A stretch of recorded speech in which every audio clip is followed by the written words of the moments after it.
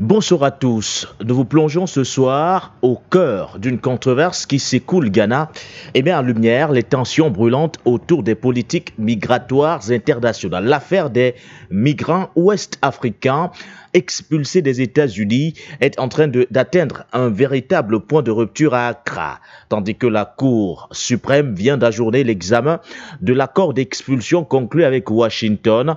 C'est sur le terrain que l'indignation monte. Des scènes de violence lui ont été rapportées par les avocats. Des personnes expulsées auraient été traînées au sol hors de leur logement temporaire dans des camps où les conditions de détention sont déjà qualifiées d'épouvantables. Une violation flagrante des droits de l'homme, une entorse potentielle aux obligations de non-refoulement du Ghana. L'argent contre la dignité, la souveraineté contre l'humanité. Nous apportons des éléments de réponse à ces questions. 2 ans après le début du conflit, le Soudan s'enfonce chaque jour un peu plus dans le chaos. L'Organisation des Nations Unies parle désormais de la pire crise humanitaire et de déplacement au monde. Mais au-delà des chiffres, c'est une nouvelle étape terrifiante qui vient d'être franchie. Il y a quelques jours, la ville d'El Fasher, capitale historique du Darfour, est tombée aux mains des forces de soutien rapide. Cette victoire est loin d'être anodine. Elle s'est accompagnée d'informations glaçantes faisant état de massacres ciblés contre la population civile, ravivant le spectre d'un conflit ethnique à grande échelle. Alors, que signifie la prise d'El Fasher? Est-ce le tournant tant redouté dans cette guerre fratricide qui oppose depuis avril 2023 2 anciens alliés devenus ennemis jurés? Le général Abdel Fattah al-Burhan, chef de l'armée soudanaise, et son ancien adjoint, le général Mohamed Hamdan Daglo dit Emeti, à la tête des forces de soutien rapide. Pourquoi les civils sont-ils devenus la cible principale de cette violence inouïe et comment le Soudan est-il passé d'un coup d'État en 2021 à une spirale de violence et de privation qui déchire aujourd'hui tout le pays? Pendant les prochaines minutes, nous allons ensemble tenter bien sûr de décrypter les enjeux de la bataille d'El Fasher et de son impact sur l'avenir du Soudan. Voilà les principales articulations, mesdames, messieurs, de cette émission du Point sur l'actualité, édition du 14 novembre 2025. Bonsoir à tous et bienvenue.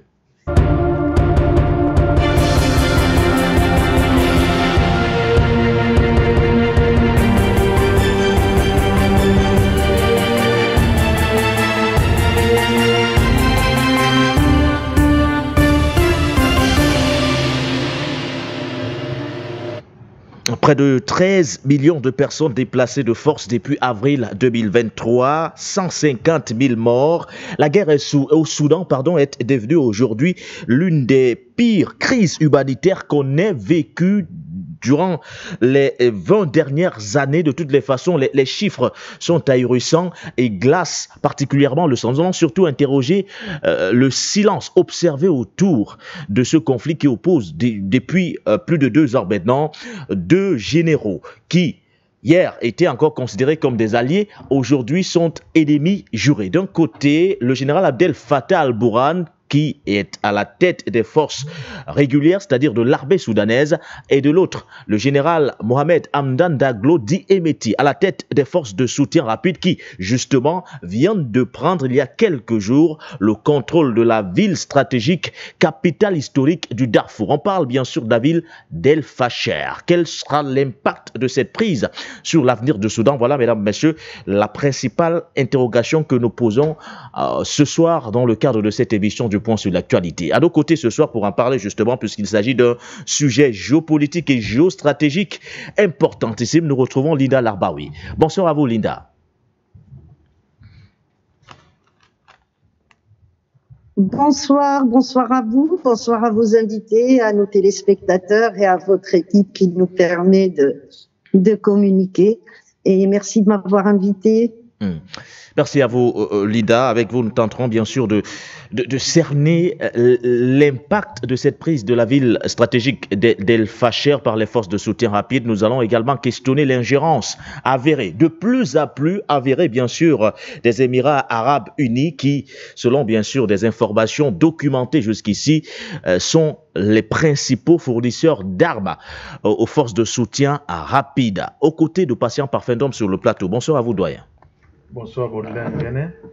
le prince de Matombe. Bonsoir à Madame Linda Larbaoui. Bonsoir à tous nos amis téléspectateurs télé, auditeurs, à tous nos techniciens. Merci une fois de plus pour cette invitation. Que se passe-t-il au Ghana autour de l'accord controversé sur l'expulsion des migrants, du moins sur l'expulsion des États-Unis des migrants ouest-africains? Souvenez-vous que le Ghana avait accepté d'accueillir il y a quelques mois seulement. On avait déjà à cette époque-là qualifié cet accord de controversé puisqu'aucun détail n'avait filtré jusqu'ici. Les autorités ghanéennes avaient assuré qu'il n'y avait aucun avantage pécuniaire à ressortir autour de cet accord, mais ces derniers jours, ou du moins ces dernières semaines, les migrants expulsés seraient détenus dans des conditions épouvantables. Leurs avocats dénoncent des traitements inhumains qui leur sont aujourd'hui infligés. Nous faisons le point dans cet élément de la rédaction centrale de For You Media Africa avant bien sûr de s'interroger derrière.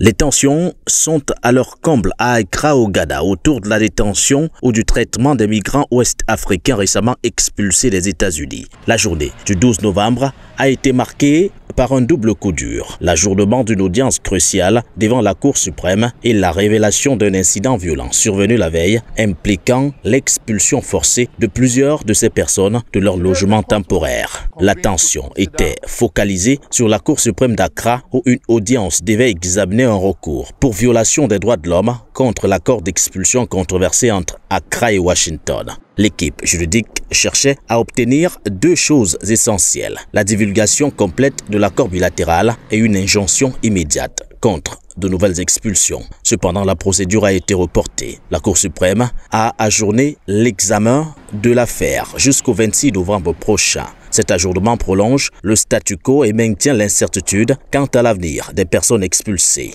Ce rapport intervient au lendemain d'un incident qui a provoqué l'indignation des avocats et des défenseurs des droits humains. Le 11 novembre dernier, plusieurs personnes expulsées auraient été emmenées de force d'un hôtel où elles étaient hébergées temporairement.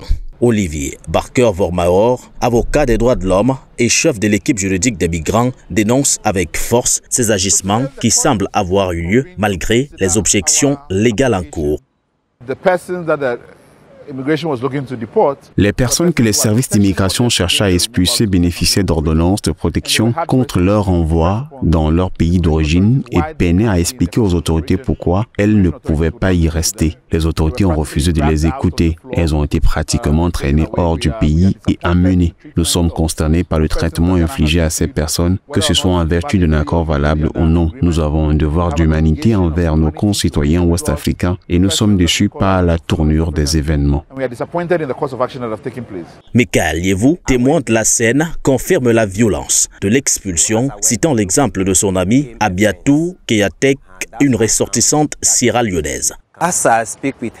Quand je lui ai parlé ce matin-là, elle semblait ignorer qu'il l'avait appelé pour lui dire qu'il venait la chercher sans lui préciser où.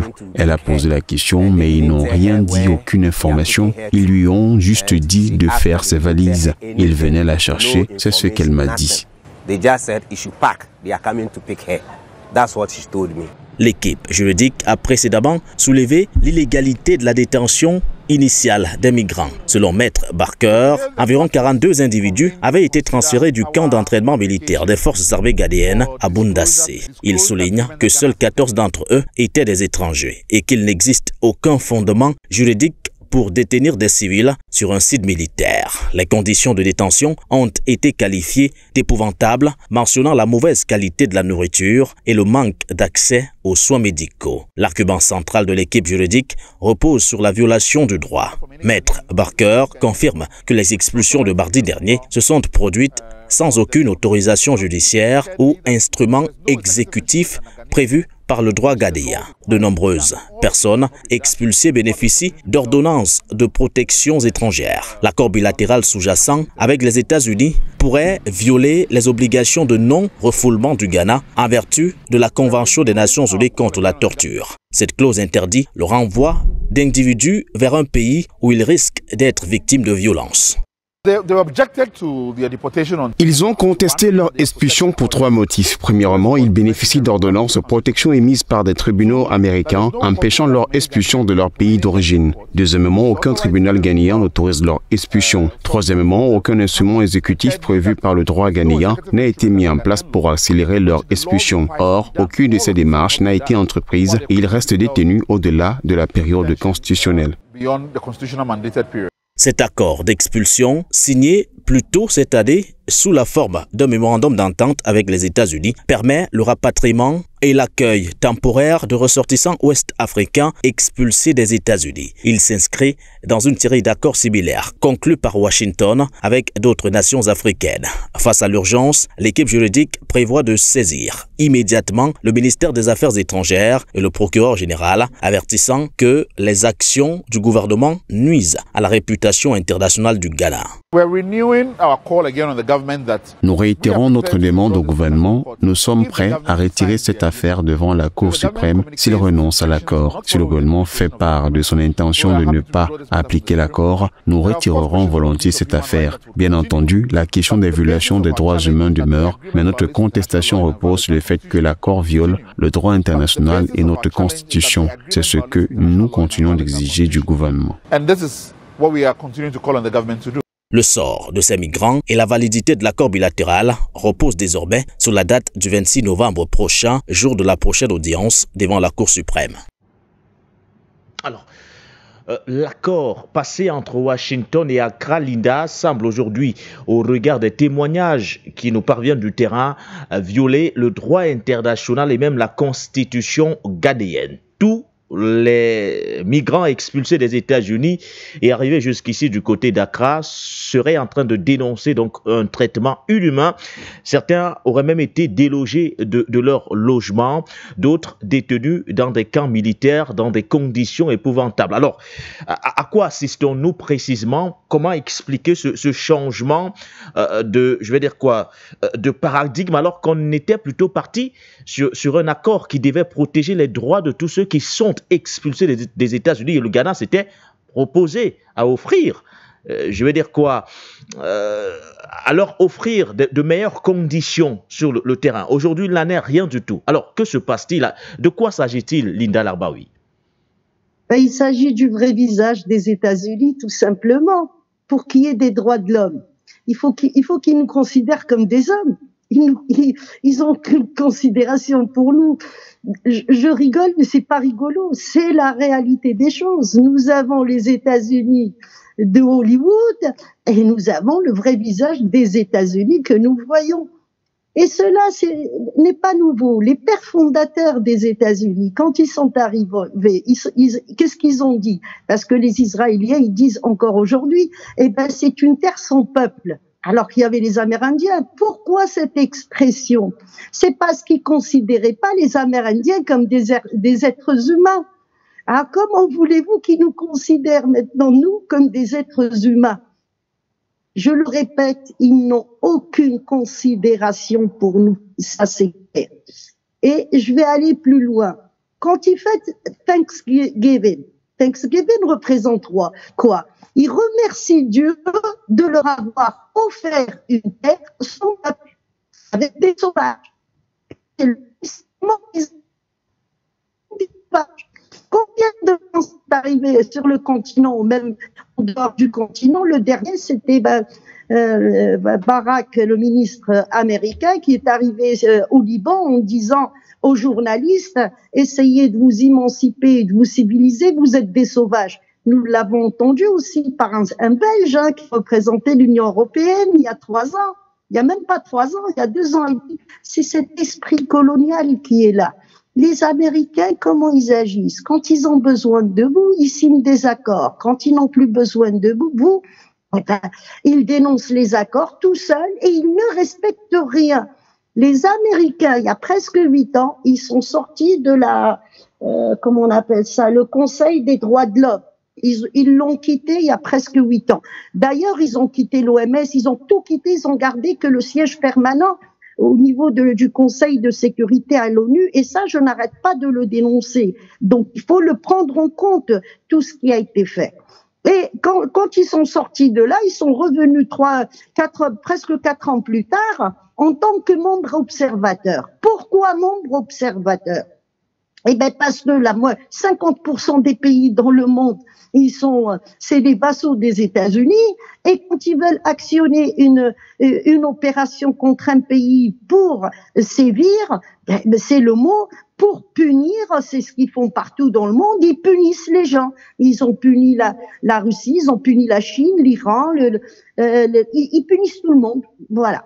Et ben là, ils vont déclencher une opération à travers un pays qui, lui, est toujours dans cette organisation, et ils agissent dans les coulisses et ils financent. Les Américains, ce sont des colons blancs.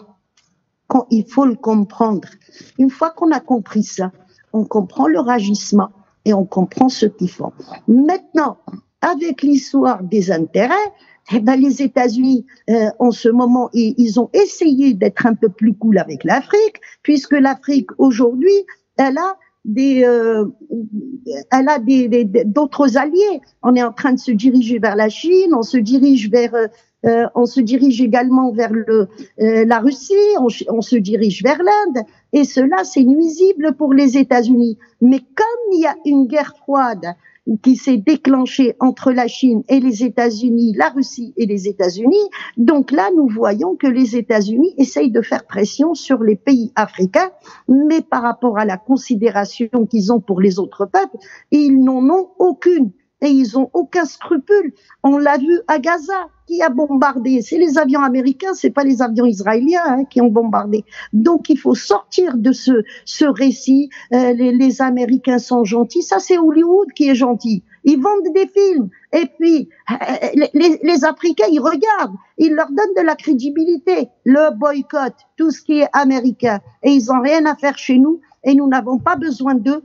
Et puis nous avons nos frères, les descendants des esclaves, eux aussi, on peut les faire bouger un petit peu, parce que ça leur donnera du poids. Et vous remarquerez qu'à chaque fois qu'ils veulent faire du mal à l'Afrique, eh ben il y a un monde de colons avec eux, qui vont nommer à la tête de Africom, à la tête de Syncom, à la tête du Pentagone, tout ça.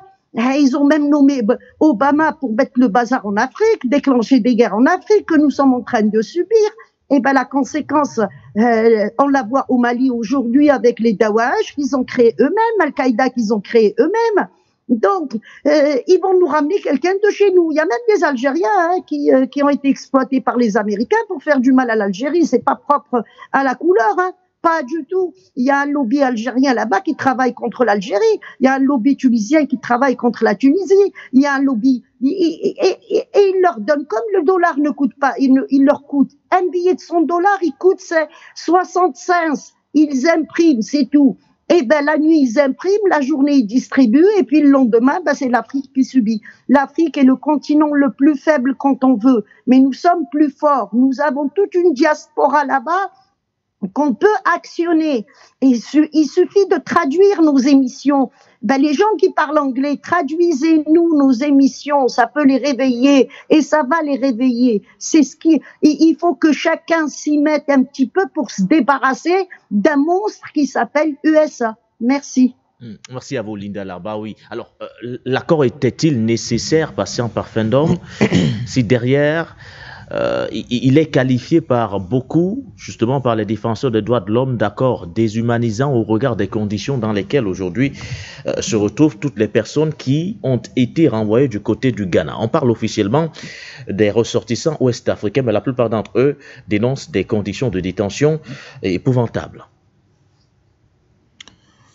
Je pense qu'avec cette affaire, c'est plutôt l'État ghanéen qui est pris au piège du mépris, du manque de respect de la parole donnée, mais surtout de l'incapacité à analyser sincèrement ce qu'est le régime de M. Trump.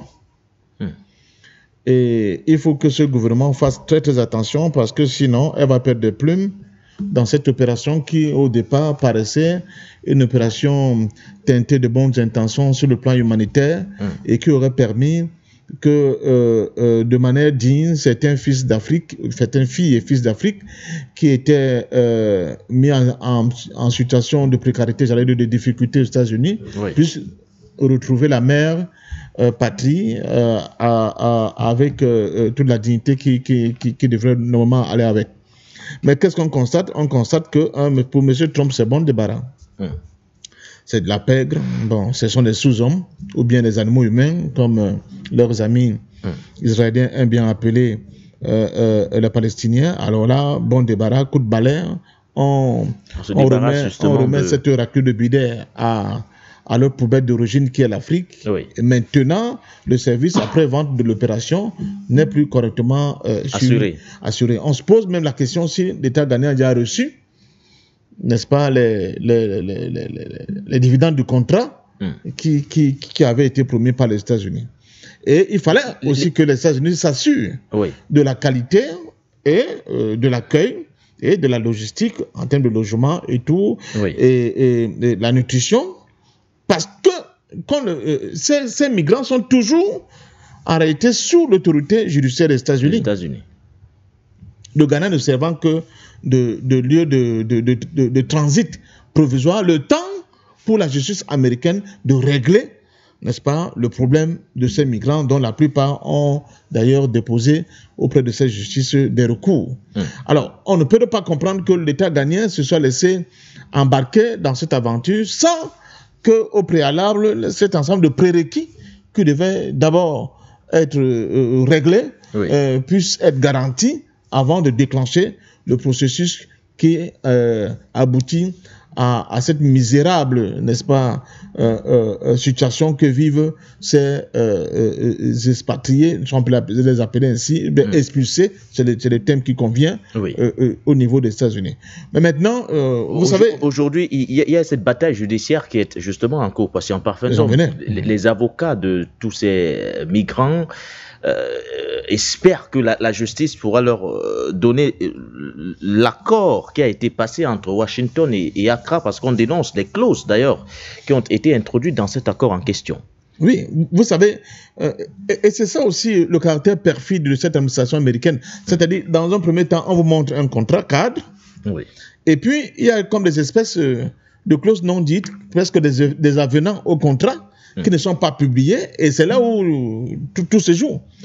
Mais la culture, j'allais dire, judiciaire au niveau du Ghana, on peut légèrement leur faire confiance au niveau de leurs avocats et des hommes de droit au niveau de ce pays, va peut-être va contrebalancer cette nature barbare des États-Unis par le fait que les hommes de droit au niveau de Ghana, les humanitaires au niveau de Ghana vont faire tinter les cloches de cet accord au niveau des tribunaux pour obliger l'État du Ghana vraiment à retrouver sa dignité, à retrouver sa véritable face d'un État dit démocratique et de ne pas permettre que cette souillure puisse entacher durablement les nouveaux hégémons ghanéens dont beaucoup ont salué le retour aux affaires. Donc, tout se joue à ce niveau.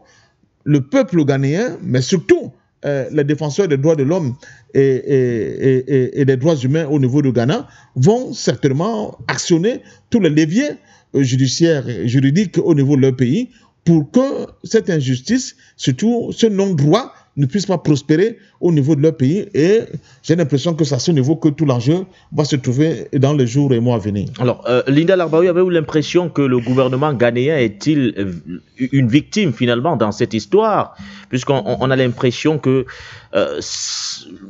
le fait qu'on les ait expulsés des États-Unis soit plutôt aujourd'hui une victoire pour l'administration Trump. On a l'impression que le Ghana n'est qu'une victime dans cette histoire. Deuxième volet de ma question, cette situation des migrants expulsés des États-Unis pour le Ghana doit-elle interpeller tous les autres pays africains qui ont passé le même accord avec l'administration Trump? On pense à l'Eswatini, on pense notamment au Soudan du Sud, au Rwanda ou encore à l'Ouganda qui ont passé le même accord avec Donald Trump.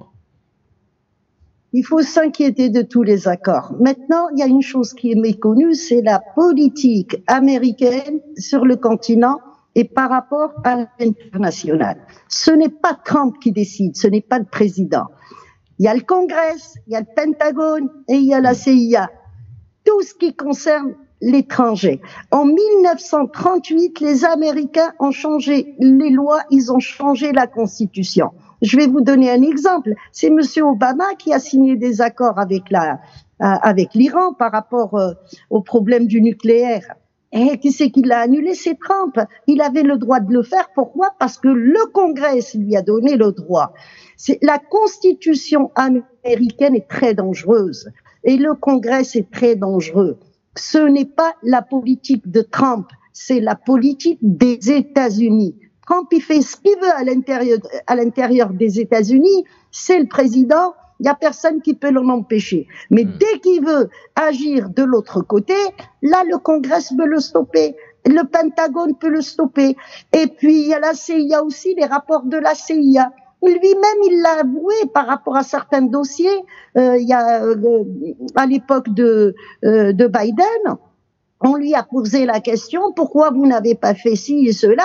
Il a dit, je pouvais pas. Ils lui ont dit, qui c'est qui commande aux États-Unis? Il a dit les 8 généraux les plus importants du Pentagone. Mais le Pentagone n'agit pas tout seul. Il a besoin d'actionner le Congrès quand ils ont voulu attaquer Saddam Hussein.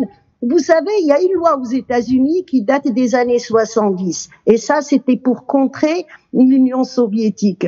Si le Congrès estime que planter du chou au Cameroun peut nuire à l'économie américaine, eh ben ils enclenchent une opération avec le Pentagone et ils viennent bombarder.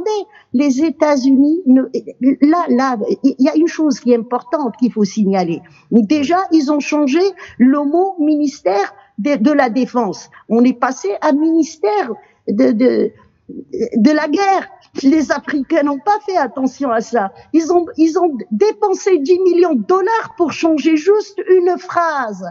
Est-ce qu'ils s'amusent, les Américains? Non. Nous, en Afrique, oui, on ne sait pas se projeter sur 5 ans d'avenir. Mais eux, ils font un travail sur 50 ans, voire 100 ans.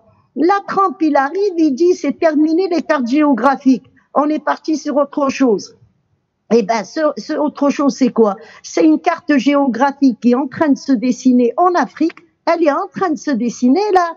Il y a un corridor qu'ils essayent justement de dessiner et qui va du Sahara occidental. Il touche la Mauritanie, ça y est. Ils ont humilié les Mauritaniens. Ils ont la même mise dessus. Et ce qui se passe au Mali, c'est pas anodin. Ces cellules, c'est vrai que Bamako n'est pas comme on a grossi l'histoire, mais en tous les cas, ces cellules, c'est un moyen de pression. Et ce corridor, il est en train d'arriver jusqu'à Ouattara pour remonter par le Tchad, arriver en Libye, où ils ont prévu les plus grandes manœuvres du siècle le printemps prochain. Donc, il faut voir ce qu'ils font. Il faut pas voir ce qu'ils disent. Trump est là, il fait le fanfaron, mais en réalité, il y a des hommes qui travaillent derrière, et ces hommes-là, c'est eux qui décident. Ce n'est pas Monsieur Trump, parce que c'est eux qui mettent la stratégie en place. Et Trump, il dévisse les gens par rapport à ce qu'il raconte. Il faut suivre la politique américaine. Il faut vraiment voir. Pourquoi moi je me suis intéressée à ça? Quand vous regardez l'état de la péninsule arabique et puis l'état aussi du Moyen-Orient, mais qui a fait ça? C'est les Américains qui l'ont fait. C'est eux qui l'ont fait. Et ils sont dans cette idée, il faut balkaniser les pays pour pouvoir gérer. Il faut aussi provoquer des révolutions continues pour ne pas laisser les pays se stabiliser. Après, ils viennent, ils vous disent, eh ben, nous, on peut vous débattre. Et ils l'ont fait avec les Maliens cette semaine. Eh ben, le ministre des Affaires étrangères malien a reçu un coup de fil de son homologue américain et il lui a dit, nous allons venir pour régler le problème du terrorisme. Mais en réalité, eh ben, ces cellules terroristes, c'est eux qui les ont actionnées, c'est pas le Mali qui les a actionnées. Voilà. Donc, ils ont une salle politique, et c'est cette salle politique, eh ben, ils se couvrent. La loi ne concerne pas les étrangers. La loi aux États-Unis concerne les Américains. Et même les Américains, ils ont prévu d'enlever quelques nationalités de certains pays, hein. Donc, beaucoup de pays africains sont dedans. Je n'ai pas la liste comme ça en mémoire. Il y a aussi des Syriens qui sont dedans, ceux qui étaient pro-Bachar el-Assad. Il y a des Libanais, il y a des Irakiens. Donc, ils font ce qu'ils veulent, ils font la loi, c'est la première force au monde, mais la Russie est une force militaire et nucléaire, et les États-Unis, ils ont des bras partout, et ils peuvent faire bouger des éléments partout. Soit ils vous mettent une révolution, comme ils ont fait à Madagascar, la génération Z est gérée par une plateforme américaine. Là, actuellement, qu'est-ce que j'ai remarqué? Un journal, je donnerai pas le nom, je vous l'enverrai à vous, dans le privé, le journal pour le recrutement de Al-Qaïda, il est basé à Maryland. Il est au Maryland, aux États-Unis, pour que Al-Qaïda, ce journal avait disparu des radars à un certain moment, là, il est revenu il y a quelque temps, il y a moins d'un mois, il est revenu. Et bizarrement, il est revenu parce qu'on a besoin de terroristes sur le continent africain. Et on a besoin de sécuriser les frontières d'Israël.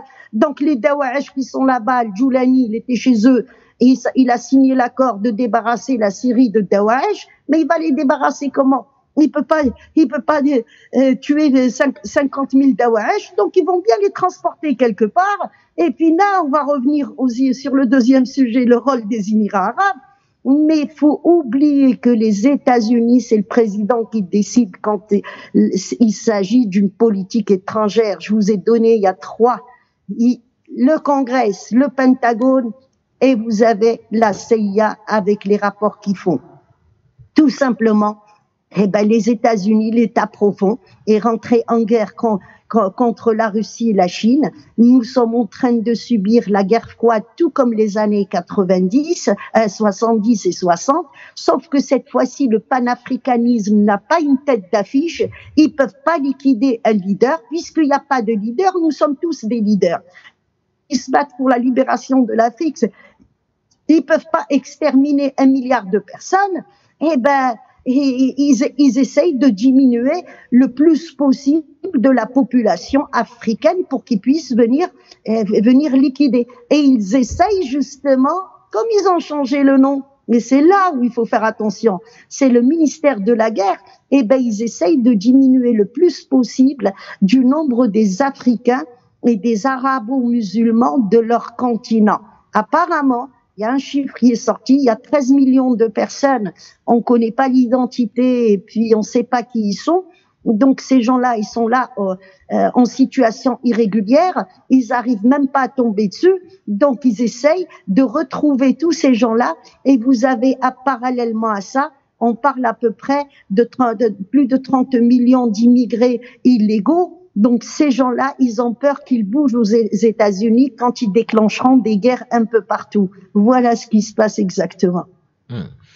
Merci à vous, Linda Larbaoui. Nous allons avancer dans nos échanges en évoquant cette fois un sujet qui semble ignoré par le monde entier. 2 ans après le début du conflit, le Soudan s'enfonce chaque jour un peu plus dans le chaos. L'Organisation des Nations Unies parle désormais de la pire crise humanitaire et de déplacement au monde.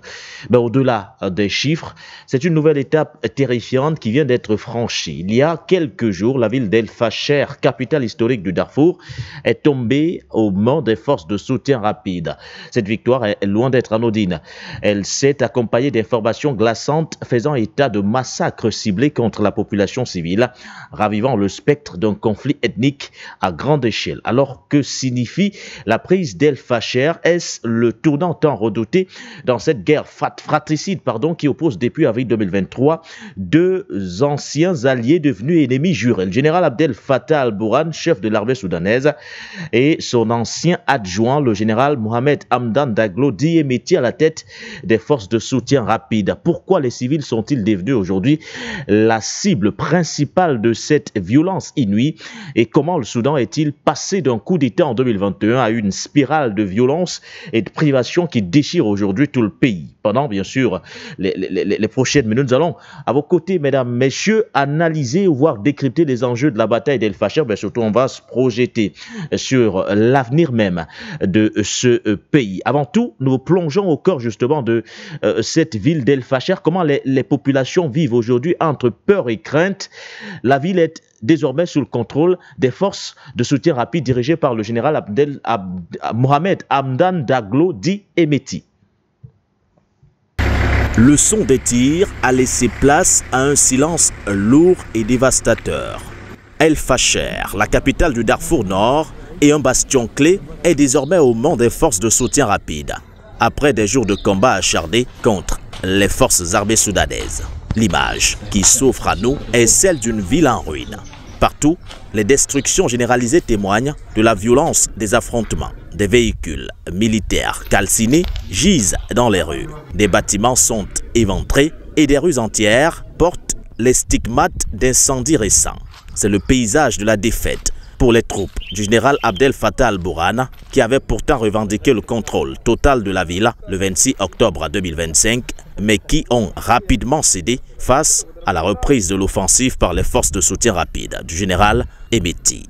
Alors que les Nations Unies estiment que le conflit qui a éclaté en avril 2023 a déjà fait plus de 20 000 morts et 33 000 blessés, la situation humanitaire à El Fasher est au cœur des préoccupations. On estime qu'environ 12 millions de Soudanais ont été déplacés de force et 25,6 millions sont confrontés à une grave insécurité alimentaire. Pourtant, au milieu de ce chaos, un récit divergent émerge. Un habitant dont nous devons protéger l'identité témoigne d'un changement perçu.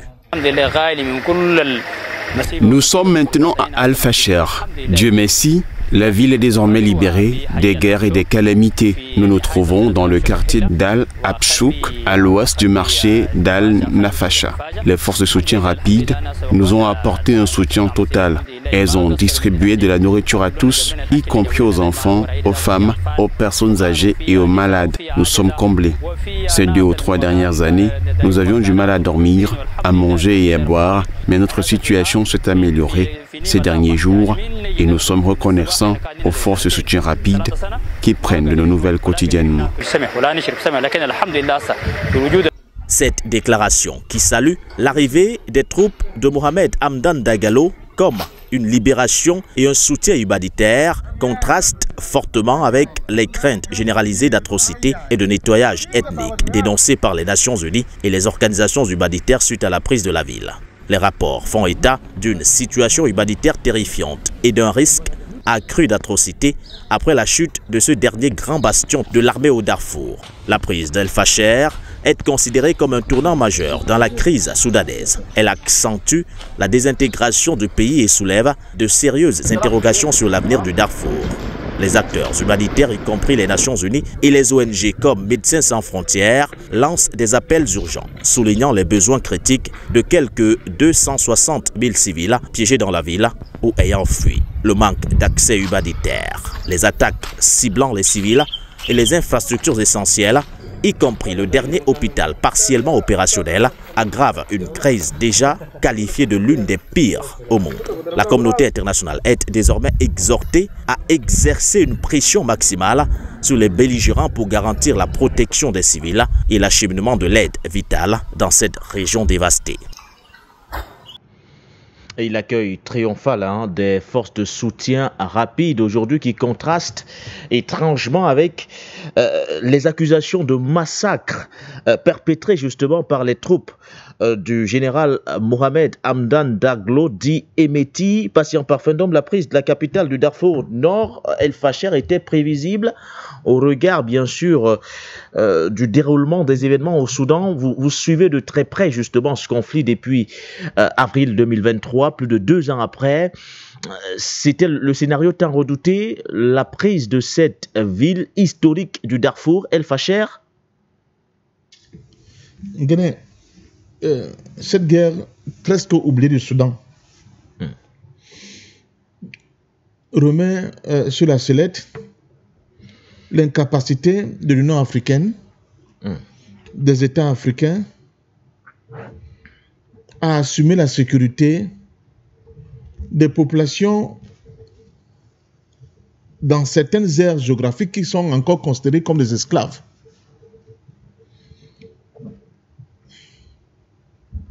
Dans le même Soudan, il y a eu le premier conflit entre le Soudan du Nord et le Soudan du Sud. Oui, qui a abouti à la partition.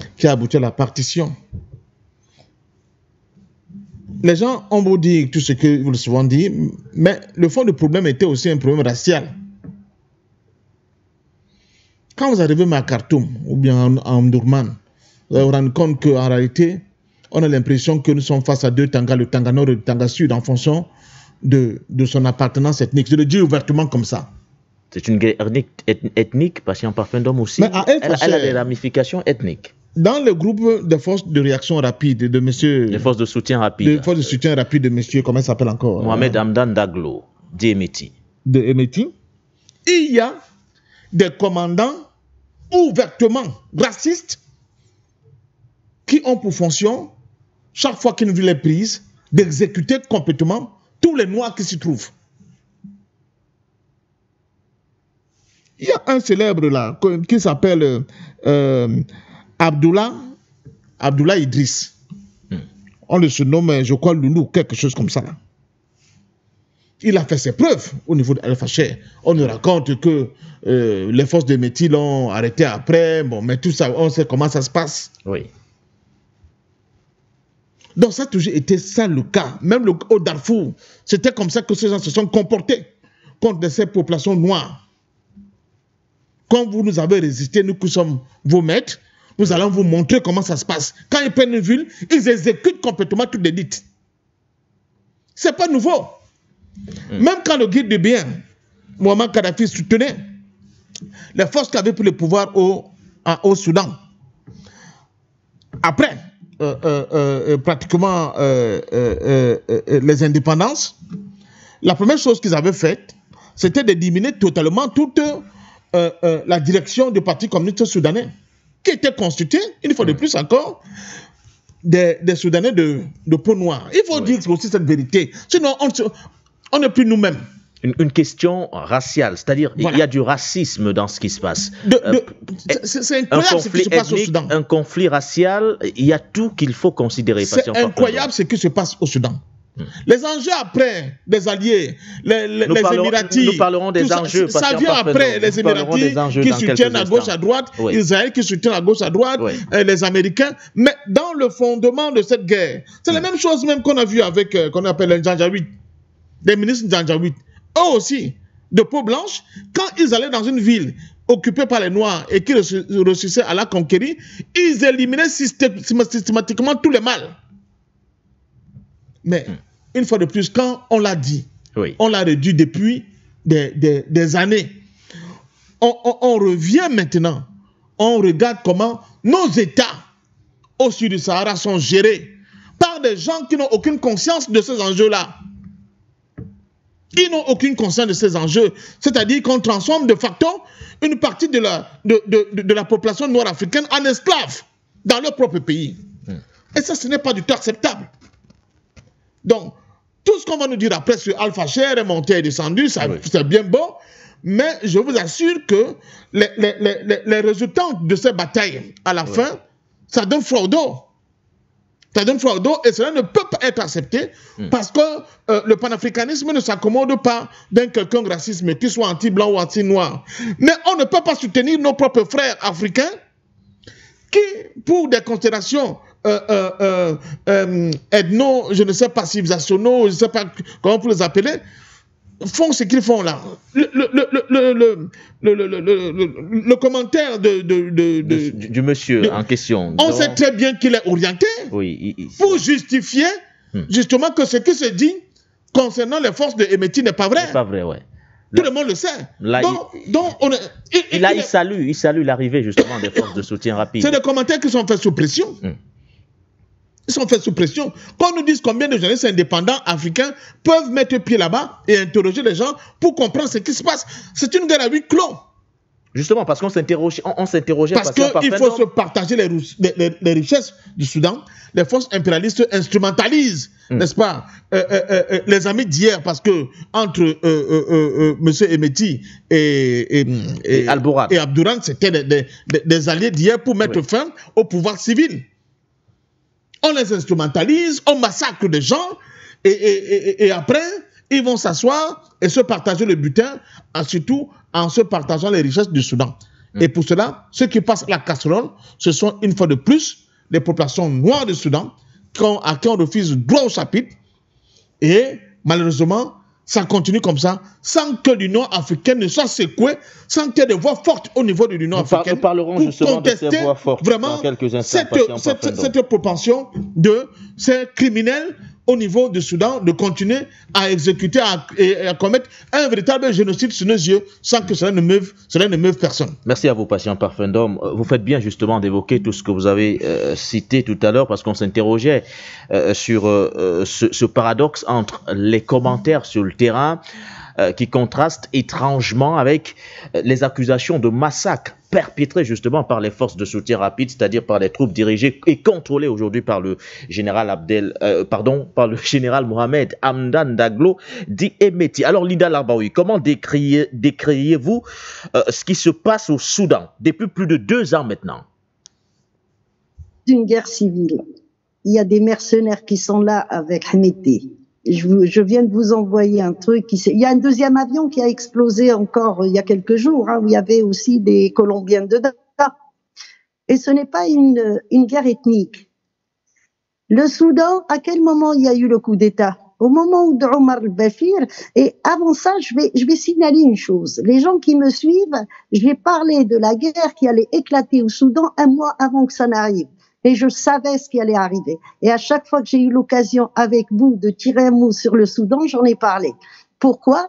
Parce que je voulais justement éviter qu'on pense que c'est une guerre ethnique. Non, on n'est pas dans ce qui s'est passé au Rwanda. Les Africains ont compris leur mal. C'est la manipulation des journaux émiratis. Les Émirats arabes unis, c'est un mouse au niveau de l'information. C'est franchement, ils ont plus de 500, 600 chaînes télé à travers le monde, comme par exemple DW. On pense que c'est un journal allemand, non, c'est un journal émirati. Al-Quds à Londres, c'est pas un journal londonien, c'est un journal émirati aussi. Donc, il faut pas tomber dans la propagande de ce qui est ethnique. Eh ben, qu'est-ce qui s'est passé au Soudan? Omar al-Bashir, quand il a vu qu'il tirait rien des États-Unis, il a signé un accord avec la Russie pour avoir une base maritime. Alors que les États-Unis dominent le monde à travers la Méditerranée et la mer Rouge. C'est la jonction qu'il y a entre l'Atlantique et l'Indo-Pacifique. C'est ça la vraie histoire du Soudan.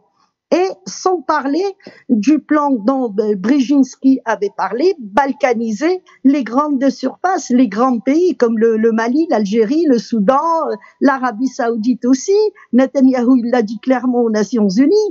Et l'Arabie Saoudite, elle donne aussi sur la mer Rouge. Donc les Américains, ils dominent un côté, ils ont commencé à perdre le pas au Soudan. Il y a eu la normalisation de Hmiti, de Doglo avec Israël. Il y a eu la normalisation de Al-Burhan avec Israël. Mais l'armée, là c'est l'armée qui est ciblée, comme c'est l'armée qui est ciblée au Mali. L'armée soudanaise a refusé la normalisation avec Israël. Et à partir de ce moment-là, il fallait en finir avec cette armée qui est multiethnique. L'armée soudanaise est multiethnique, il faut pas l'oublier ça. Donc, il ne nous ramène pas sur un terrain qui n'est pas le nôtre. Et à la limite, les chrétiens, ça y est, il y a déjà le Soudan du Sud. Maintenant, c'est les musulmans entre eux par rapport à la peau, c'est peau. L'armée soudanaise. Le numéro 1 de l'armée soudanaise était noir. Et le patron des services secrets soudanais était noir. Donc, qu'ils nous ramènent pas là-dessus. Les Émirats arabes, c'est quoi leur intérêt? Eh ben, c'est travailler l'agenda des États-Unis pour que les États-Unis règnent et pour que Israël règne, puisque c'est les Émirats arabes qui ont le dossier de la normalisation et des accords d'Abraham. C'est eux qui ont été missionnés par Israël pour représenter Israël dans le monde arabe et dans le monde africain aussi. Et je dis le monde arabe parce qu'il n'y a pas que les musulmans chez les arabes, il y a beaucoup de chrétiens également. Et en Afrique, voilà le problème du Soudan. Maintenant, les mercenaires qui sont en train d'arriver et qui sont en train de détruire, la majorité vient de la Colombie et du Tchad. Le Tchad a loué un aérodrome. Encore une fois, je le répète, le Tchad joue un rôle très important dans ce qui se passe au Soudan puisque les armes passent par là. Il y a un aérodrome qui a été loué aux Émirats arabes pour 99 ans. Et c'est à travers cet aéroport que les armes arrivent. Et quand je disais, attention, les Émirats arabes, si on comptabilise ce qu'ils achètent chaque année comme armes, où est-ce qu'ils mettent tout ça? Ils n'ont pas de place pour mettre tout ça. Ces armes vont bien quelque part. J'entends encore les gens parler des armes de la Libye. Mais les armes de la Libye sont terminées, c'est fini. On a créé des guerres dans le Sahel, tout ça, c'est fini. Maintenant, c'est des armes nouvelles qui arrivent. Il y a un scandale avec la Chine. La Chine a vendu des radars et c'est ça qui a permis justement à Doglo de prendre le pouvoir à El Fasher, puisqu'il s'est retrouvé avec des radars. Et l'armée soudanaise, elle a perdu des hommes. Ces radars, les Chinois les ont vendus à Mohamed Idriss Déby. Voilà. Donc, il y a des acteurs qui sont là pour réaliser l'agenda des États-Unis. Avec le temps, on commence à voir le rôle du Tchad, et puis on va comprendre que le Tchad travaille pour la CIA, pour les États-Unis. Et il voulait infiltrer les pays de la AES pour faire exploser la AES. Donc, avec le changement géopolitique, avec tout ce qui s'est passé dans le monde, surtout que les Américains, au niveau des armes, ils ont perdu énormément. Les armes américaines ne font plus face aux armes russes ni aux armes chinoises. Il faut faire actionner d'autres choses. À quel moment on a commencé à voir tout ce changement en Afrique? C'est juste après que les Chinois nous ont fait un show magnifique avec les nouvelles armes et que la photo du président indien, chinois et russe était réunie. Et il y a eu des accords entre eux justement pour aller vers une dédollarisation réelle, puisque c'est l'Inde qui bloquait le BRICS par rapport à la dédollarisation. Maintenant que l'Inde a rejoint le clan des pays qui veulent dédollariser le monde, il faut changer la donne et il faut provoquer plus de guerres. Comme ça, on casse les intérêts des Chinois, on casse les intérêts des Russes, puisque les Russes, là encore, ils discutent une place en mer Rouge. Et c'est pour ça que ça s'est accentué. On voit qu'il y a plus d'avions qui arrivent et qui arrivent de l'Amérique du Sud. Maintenant, il y a une chose que je dis aux Africains. Nous avons une sacrée histoire. Je vous ai envoyé quelque chose tout à l'heure. J'entends souvent parler du Tché, j'entends souvent parler des révolutionnaires. Ce Soudan, il y a eu un homme qui s'appelle Ahmed Hassan Matar. C'était un Soudanais qui a fait le tour du monde, qui a été même représentant de l'Égypte, puisque c'était le même royaume à la création des Nations Unies. Et cet homme-là, quand il est parti en Amérique du Sud, il a vu que les Américains faisaient tant de mal. Il est devenu président d'une transition au Chili. Il a calmé les esprits au Chili et c'est lui qui a donné l'esprit révolutionnaire aux Américains du Sud dans le Che Guevara. Donc, il y a des hommes il faut revenir à notre histoire pour comprendre pourquoi il n'y a jamais eu un problème ethnique sur le continent ni religieux. Aujourd'hui, je refuse qu'on nous fasse rentrer dans ça et c'est pour ça que j'essaye d'apporter plus d'éléments pour qu'on tombe pas dans le piège de la guerre civile. Les Colombiens et les Tchadiens ne sont pas des Soudanais. Bien sûr qu'il y a quelques Soudanais qui ont des intérêts avec Doglo. Bien sûr, il y a toujours des traîtres à leur patrie, mais ce n'est pas une guerre civile, ce n'est pas une guerre ethnique et ce n'est pas une guerre religieuse. Les Américains, c'est ce qu'ils ont fait. Ils ont divisé le Moyen-Orient avec les ethnies, les religions et tout ça. Et ils ont fait la même chose au niveau de la péninsule arabique, puisque l'Arabie saoudite, il y a plus de 7 millions de chiites. Ça aussi, c'est méconnu. Et ils veulent importer cette idée chez nous. Mais dans le panafricanisme, non, l'Afrique est pour tous les Africains. Les endocollants, ils partent là vers les pays qu'ils soutiennent. Et quand il s'agit de Colombiens sur le territoire soudanais et qui massacrent les gens, ça il faut le dire aussi. Donc le Soudan est en train de vivre un malheur par rapport à sa position géopolitique. Israël veut dominer la mer Rouge. Israël veut continuer à laisser l'avantage aux Américains puisque c'est les Américains qui défendent Israël. Et s'ils perdent le Soudan, eh ben ils vont perdre Bab el-Mandeb définitivement, et la Somalie trouvera un répit aussi, puisque tout le problème il vient de là, et il vient et puis ça domine aussi le Sahel. Il faut pas oublier, les Américains ils veulent se positionner au Sahel, ça nous ramène au terrorisme qui est en train de s'installer davantage dans les pays sahéliens. Donc et souvent je dis, il faut pas dissocier l'Afrique. Il faut pas, nous sommes tous dans le même bain, et s'il y a un pays qui échoue, donc on va échouer réellement, parce qu'il restera toujours un trou par lequel le courant d'air va rentrer. Donc les États-Unis sont partout, ils nous veulent du mal, Israël c'est leur bras droit, et le rôle des Émiratis, ils sont là pour piller l'or, pour massacrer, pour ramener des mercenaires comme ça. On n'accuse pas les États-Unis, ben c'est les Émirats arabes. Hein. Et puis là, les images qu'on a vues, il est vrai que Doglo, en ce moment, lui a donné ordre de ne pas de donner à manger tout ça, mais ça rentre dans la stratégie, puisque les Émirats arabes, il y a un boycott international dans des associations, on fait appeler par rapport à ce qui se passe au Soudan, ils ont fait appeler à ce boycott, ils ont perdu beaucoup. Il faudrait que les Africains aussi commencent à boycotter. Vous allez sur Internet, vous cherchez boycott Émirats arabes, et vous aurez les produits, au niveau de tout ce qui est produit par les États, les Émiratis, leur avion, on peut remplacer tout ça facilement. Donc boycotter cette pourriture des Émirats arabes, les esclavagistes des pays arabes. Merci. De l'ingérence. Parlons surtout de ce que beaucoup qualifient aujourd'hui de guerre par procuration. Marco Rubio, le secrétaire d'État américain, a appelé à l'arrêt de livraison d'armes aux forces de soutien rapide. Alors, Patient Parfum d'Homme, comment stopper l'ingérence d'Abu Dhabi dans ce conflit?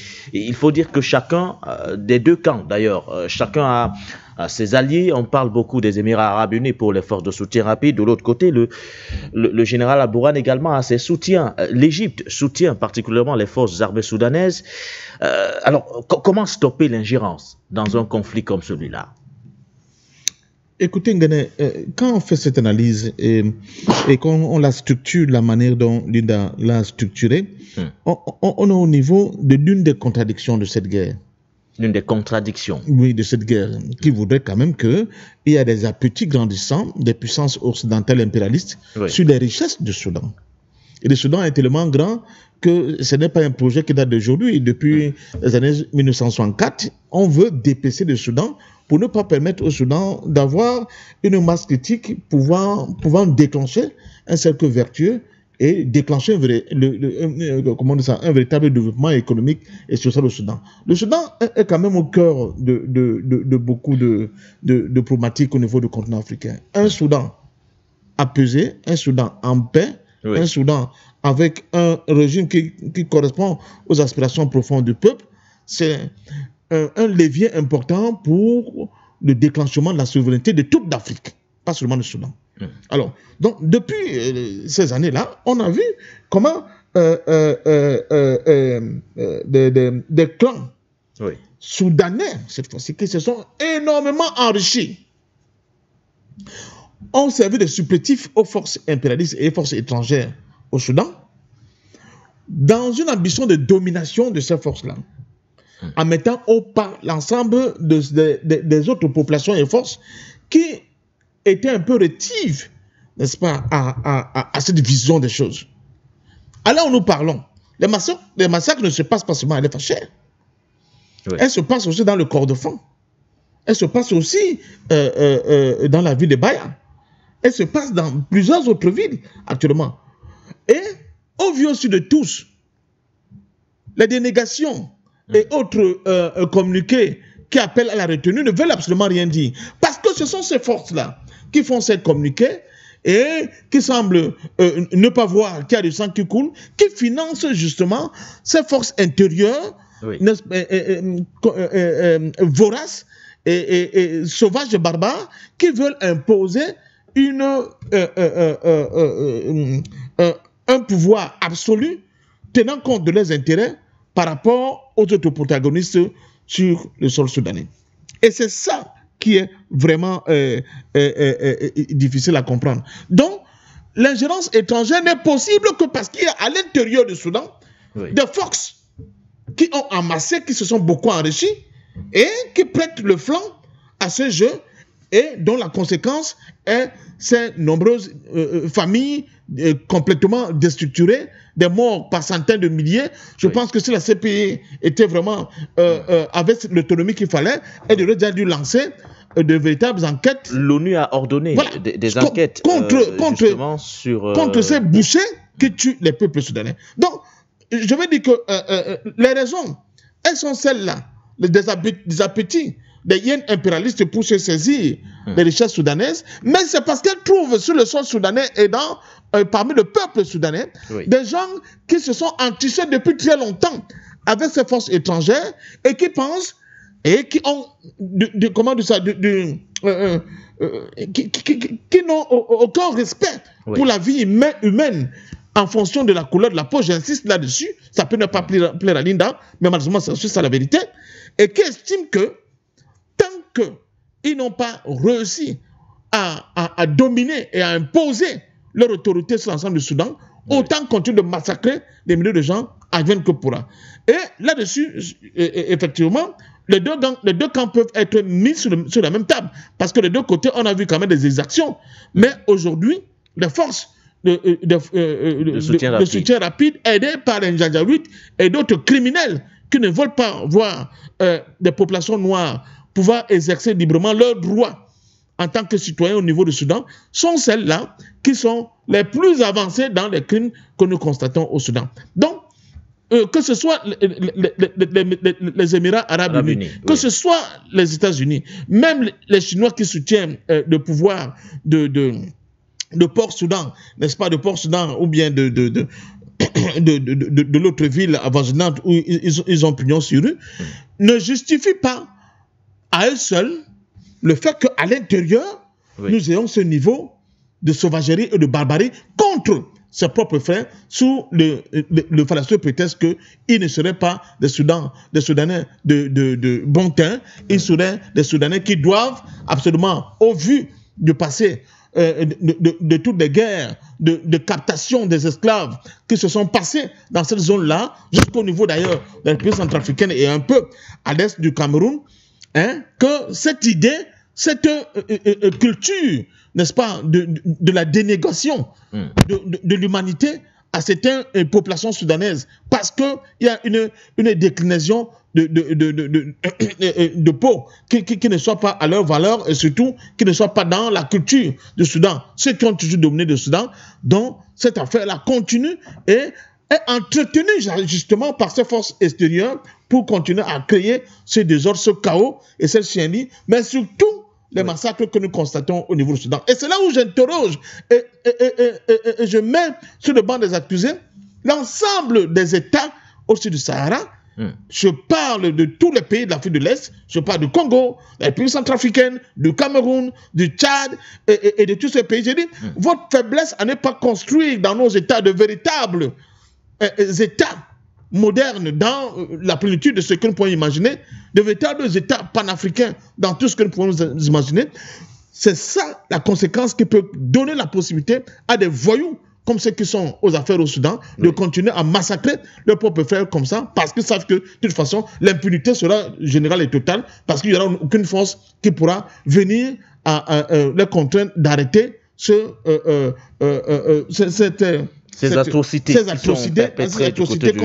contre leurs propres frères soudanais, sur le fallacieux prétexte que hier, les arrière-grands-parents étaient les maîtres et les seigneurs qui captaient les autres comme de simples esclaves et les livraient, n'est-ce pas, aux marchands venus de Golfe arabique. Et là, on ne peut pas continuer à accepter cela parce que c'est ça qui est aussi l'un des enjeux, j'allais dire, d'une des tares, n'est-ce pas, l'un des épines de cette contradiction au niveau du Soudan et qui donne donc la possibilité aux impérialistes étrangers et d'autres forces étrangères de continuer à entretenir cette guerre-là dans le cadre de la captation des richesses du Soudan. Merci. Le Conseil des droits de l'homme des Nations Unies a ordonné ce 14 novembre 2025 à une mission d'enquête d'identifier tous les responsables des violations présumées du droit international à El Fasher au Soudan afin que ces derniers soient traduits en justice. Le pays, on le rappelle, est en proie depuis le 15 avril 2023 à une guerre opposant l'armée aux forces de soutien rapide. Linda, on a beaucoup parlé de l'ingérence. Vous avez, dans votre première prise de parole, évoqué spécifiquement le cas des Émirats arabes unis. On rappelle que cela a conduit parfois à des tensions diplomatiques avec le Soudan voisin, qui est accusé également, qui est mis sous le banc des accusés, servant, selon bien sûr le pouvoir soudanais, de principal point de transit des armes destinés justement aux forces de soutien rapide. Linda, alors, si les Émirats arabes unis mettaient un terme à leur livraison d'armes, cela mettrait-il une fin à ce conflit? Bien sûr, puisque les forces d'intervention rapide, ce n'est pas une armée conventionnelle. Et l'armée soudanaise, elle est sous sanction, elle ne peut pas acheter les armes. C'est l'Iran qui a fourni des armes et maintenant il y a la Turquie qui est en jeu également. Pourquoi l'Iran, l'Égypte, il y a aussi la Turquie, l'Algérie, la Tunisie, et puis il y a aussi les autres pays africains également, je ne vais pas tous les citer, mais ces pays-là, ils soutiennent El Burhan, parce que ces pays-là refusent que des mercenaires fassent la guerre à une armée conventionnelle. Encore une fois, c'est l'armée qui est ciblée. Le chef d'état-major de l'armée soudanaise est noir. Maintenant, quand j'ai dit ce n'est pas une guerre ethnique, ça ne veut pas dire qu'on n'a pas massacré des Noirs. C'est pas ce que j'ai dit. J'ai dit on va nous ramener sur le terrain de la guerre ethnique. C'est ce qui est recherché. Des Noirs sont massacrés, oui. Ça me gêne pas qu'on le dise, au contraire. Mais ce que j'ai défendu, c'est la thèse que ça soit une guerre ethnique. C'est faux. Ça, c'est faux. Les Émirats arabes, ils ont fait ça en Syrie, ils ont réussi. Ils ont fait ça également en Libye, ils ont réussi. Ils veulent le reproduire au Soudan. Donc, ce n'est pas une guerre ethnique, c'est tout ce que je voulais expliquer. Et des Noirs sont massacrés, oui, ils sont massacrés. Mais il n'y a pas que des Noirs. Hein. Moi, je vous avais envoyé il y a à peu près un an, même des Arabes, des tribus arabes. Il y avait 200 personnes qui avaient été enterrées vivantes. Donc l'histoire du Soudan, elle n'a pas démarré hier. Et puis, le rôle ces pays-là, ils sont en train de défendre une armée conventionnelle. L'intervention qu'a pu avoir le chef d'état-major, le chef d'état-major de l'armée soudanaise, c'est grâce aux pays africains. Ils sont 3 assiégés au Conseil de sécurité. Donc c'est eux qui lui ont permis d'exposer. Et puis il y a aussi une femme qui a intervenu pour accuser directement les Émiratis. Les Émiratis, s'ils sortent de là, déjà, commençons le boycott par rapport à leurs produits. Et ça, je fais appel à tous nos frères qui vivent en Europe et qui achètent du chocolat de Dubaï, qui voyagent à Dubaï. Arrêtez ça, parce que c'est nos familles qui sont massacrées sur le continent.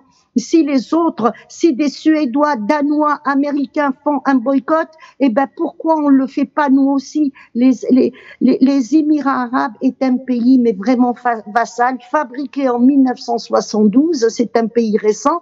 On a découpé un morceau au sultanat d'Oman pour fabriquer ce qui est les Émirats arabes aujourd'hui. Ça aussi c'est méconnu. C'était des tribus nomades. Ils sont racistes, oui, bien sûr qu'ils sont racistes. C'est des anciens esclavagistes. Ils traficotaient dans leur passé, ils traficotaient avec la société anglaise, la société des Indes anglaise, et ils prenaient des esclaves africains. Ils passaient de l'autre, parce que c'est des bons navigateurs aussi, hein. Ils passaient de l'autre côté de la mer Rouge, ils faisaient tout le tour par Bab el-Mandeb, et puis ils étaient dans le commerce des esclaves. Comment voulez-vous aujourd'hui qu'ils apprécient des Noirs? C'est pas possible. Mais là, leur mission, c'est quoi? Le Soudan est très très riche. Le Soudan, 1936, entre les deux guerres, a sauvé le monde de la famine. Il y a 150 millions de têtes ovines et bovines au Soudan. Donc ça aussi, il faut pas le négliger. C'est des terres arrosées. Mais pour en finir avec le Soudan, qui a à peu près 100 millions, j'ai oublié le chiffre, hein, de ressortissants, eh ben, il faut découper encore le Soudan. On a enlevé déjà un bout. Maintenant, il faut le découper en 3.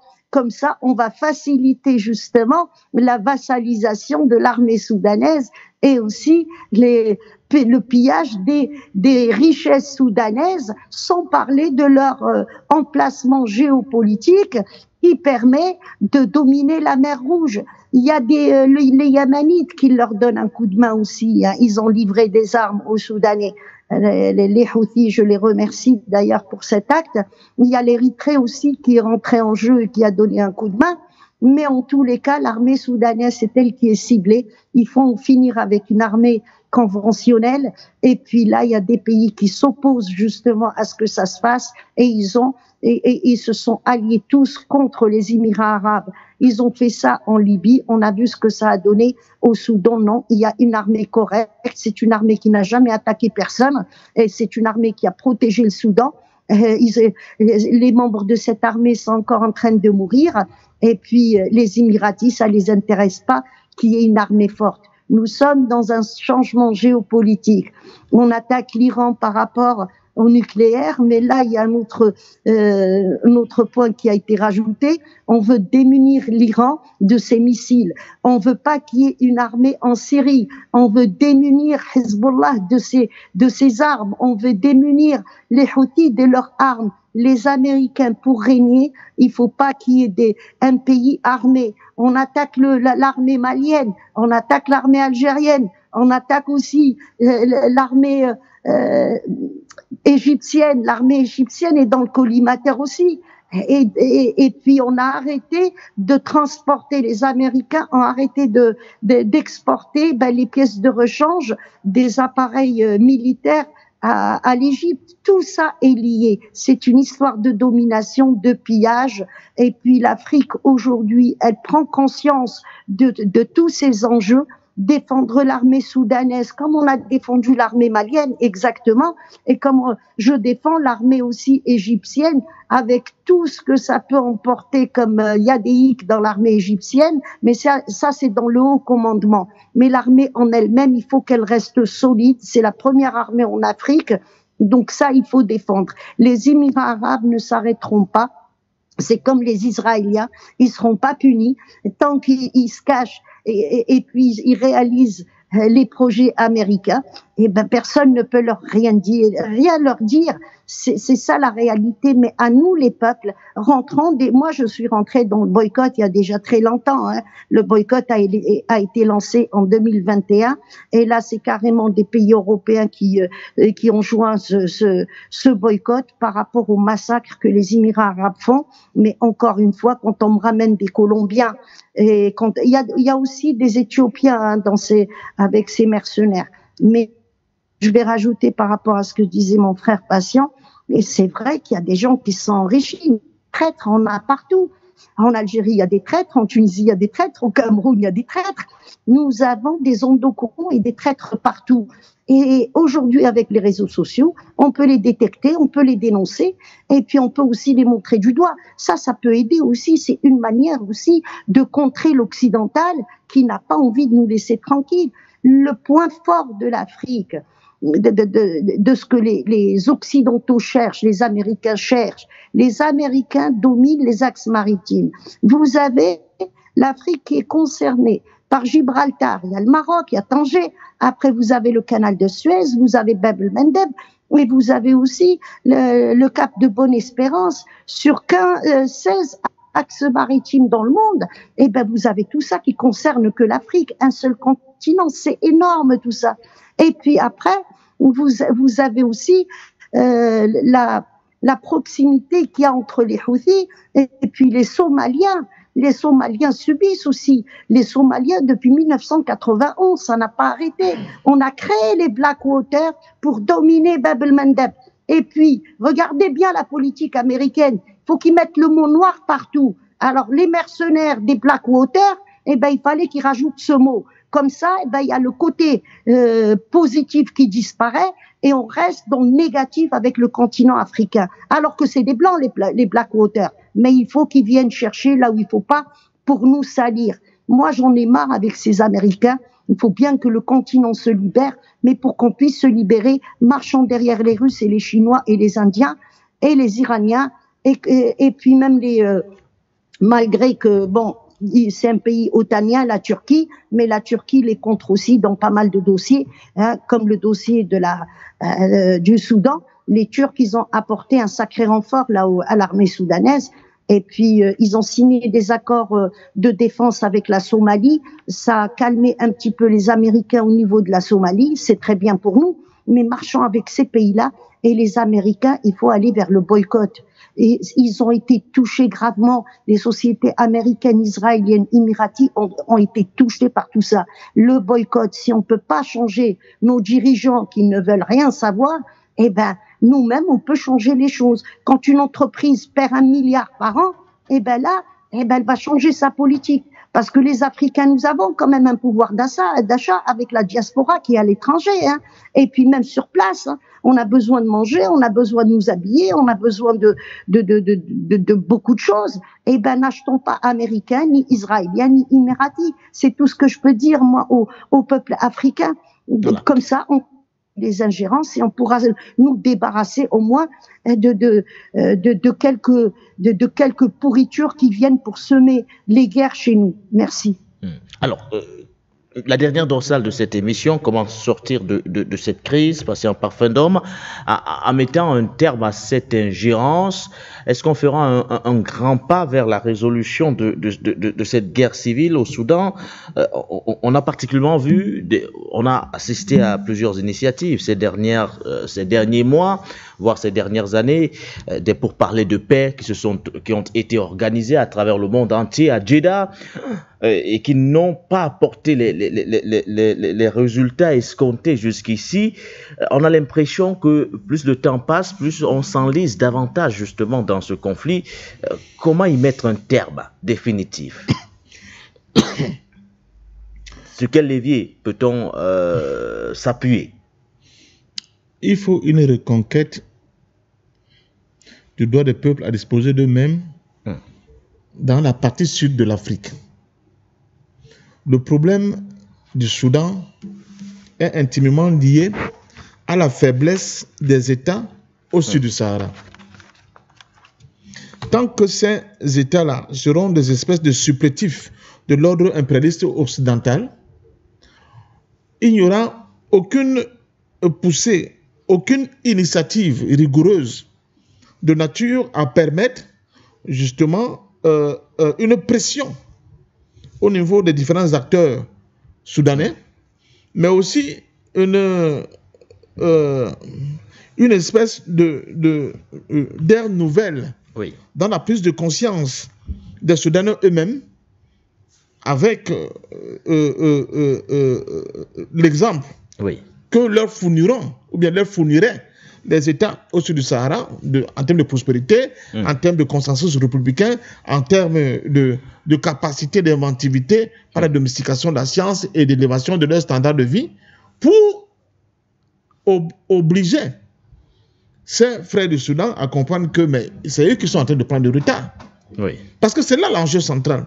Or, ces États au sud du Sahara, qui ne sont pas dans les mêmes difficultés, dans les mêmes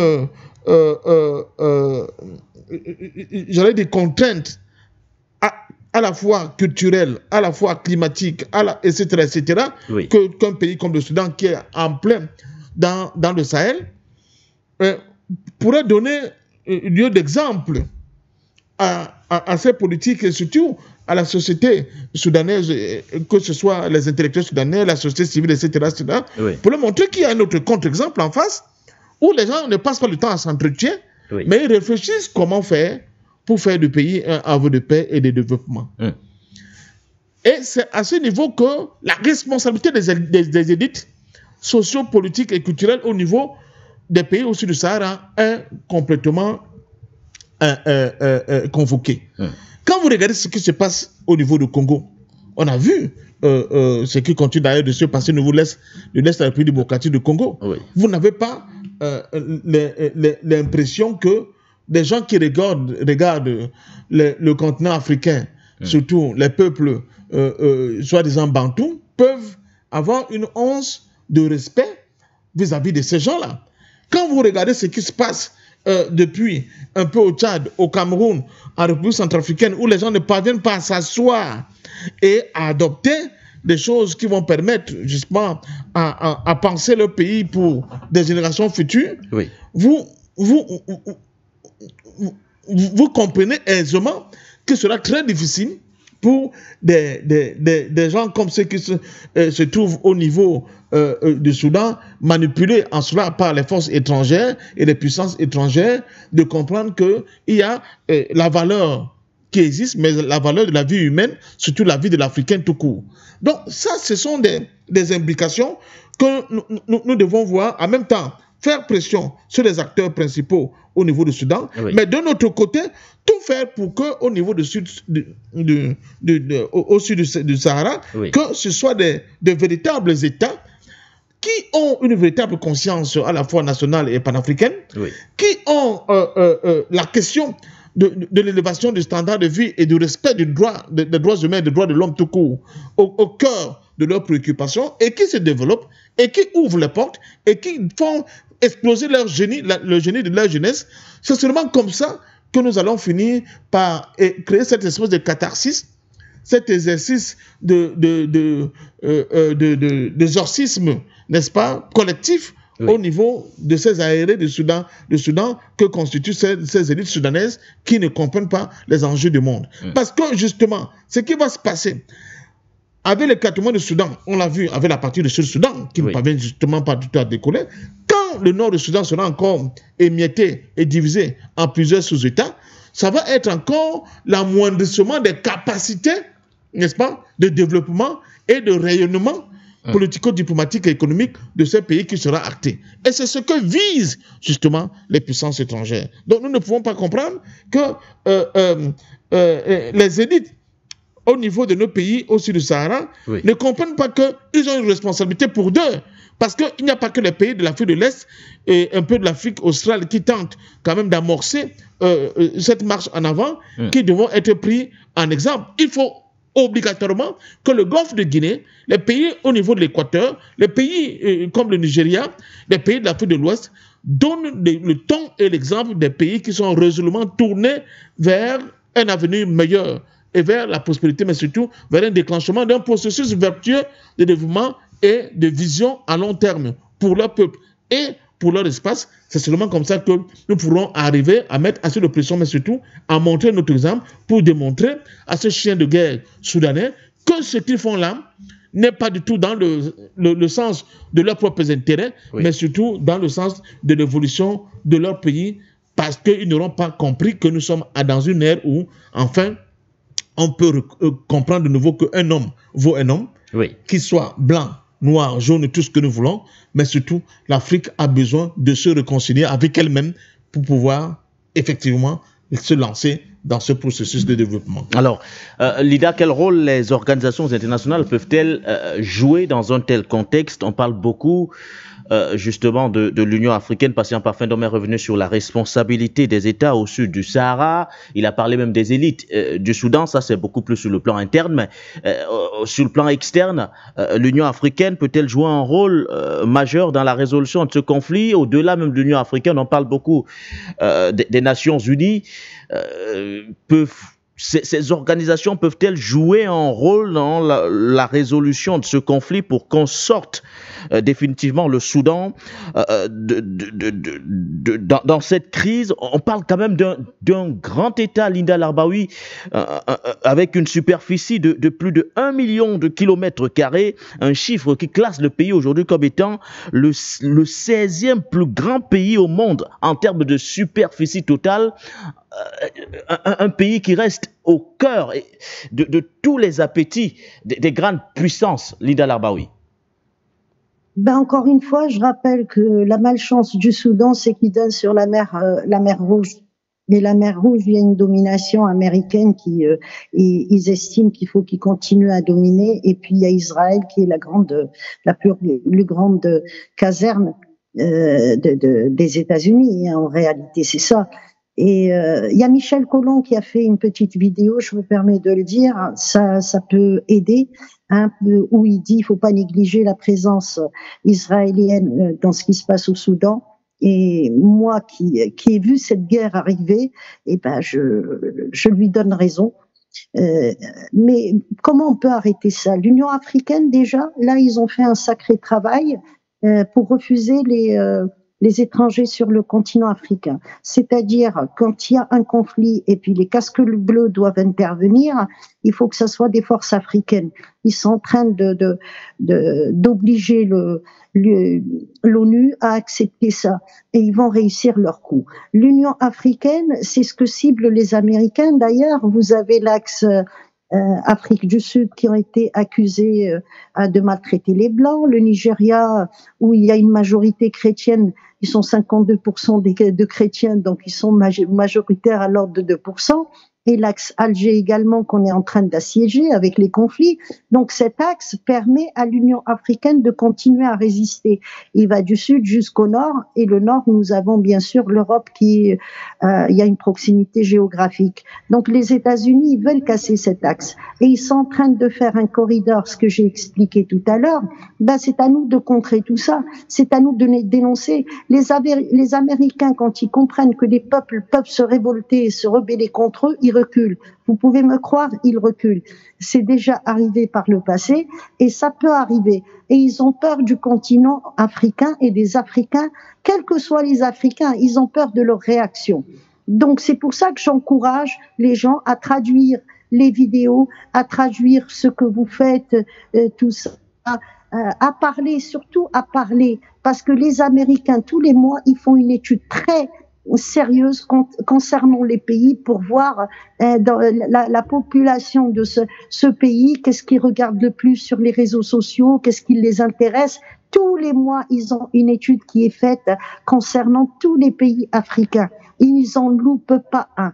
Donc, à nous d'aller contre tout ça et puis aussi d'encourager l'Union africaine à contrer la présence des étrangers. Mais il y a un problème avec nos chefs d'État. En Algérie, on a réglé le problème pendant le Hirak, on a dénoncé les Émirats arabes, on les a foutus dehors de l'Algérie, ils y sont plus en Algérie, je peux vous le garantir, vous pouvez chercher, tous les contrats ont été annulés. Mais ça, merci au peuple algérien. Pendant le Hirak, il y avait deux cibles, l'ingérence française et l'ingérence émirati, il n'y a plus. En Algérie, fini avec les Émirats arabes. Et puis maintenant, ça commence à arriver un petit peu partout dans le monde. Ce qu'ils ont fait, la guerre qu'ils ont fait aux Houthis aussi, eh ben c'est par rapport à la mer Rouge, tiens, pour revenir au problème soudanais.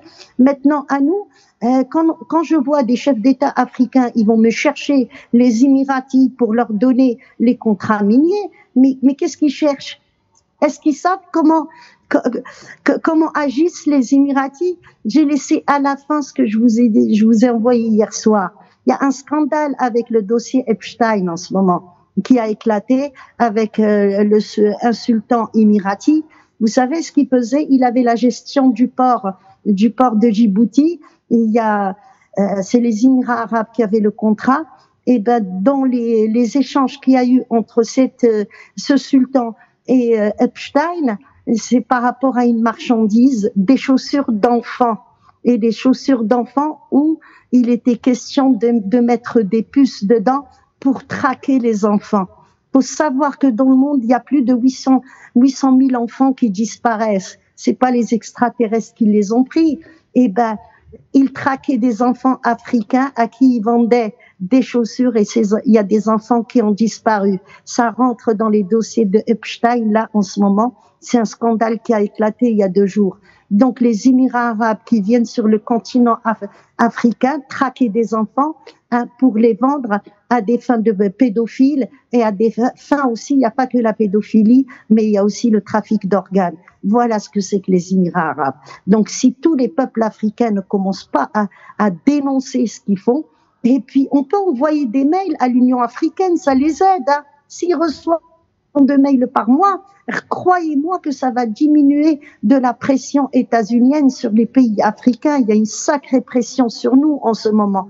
Tous les pays africains, tous, il n'y a pas une exception.